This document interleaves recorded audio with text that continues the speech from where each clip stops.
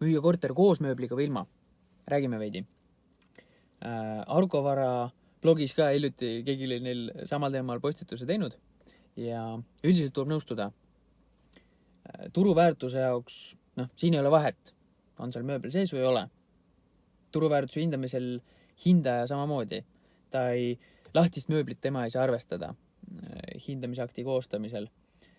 Ostja jaoks enamasti samamoodi. Kui ta on otsuse juba ära teinud, jah, see korter meeldib, selle ostame. Kui nüüd leppida temaga, et mööbel jääb sisse või et omanik tahab mööbli kaasa võtta, enamasti see ei mõjutada seda otsust kuidagi. Aga samas me ise ostame mööblit objektidele, mida me vahendame. Ja siin on väga selge põhjus, miks me tühjad objektid oleme valmis mööbleerima. 2 asja. Müügi puhul üliolulised. Nõudluspakkumine ja emotsioon.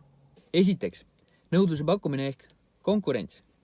Kui me suudame objekti teha portaalis atraktiivseks, saada rohkem huvilisi kohale.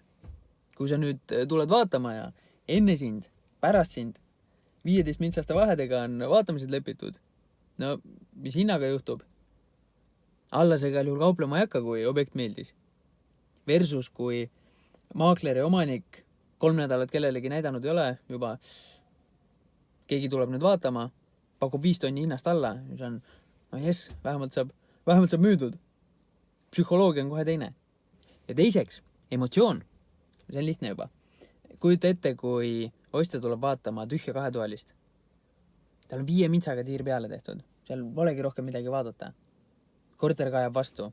Versus sama korter, sisustatud, dekoreeritud, valguse muude asjadega tegeldud.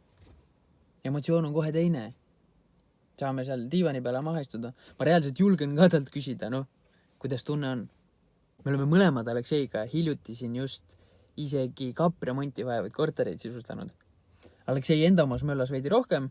Minu oma oli 1-toaline paneel majas, tavaline, remonti vajav.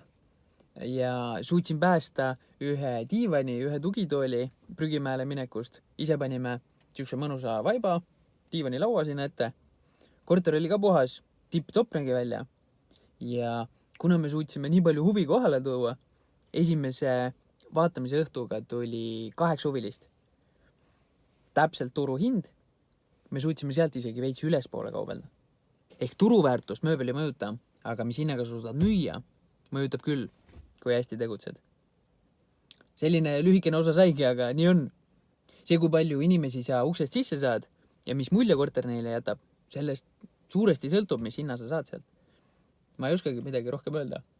Vajutage subscribe ja näeme jälle. Tšau!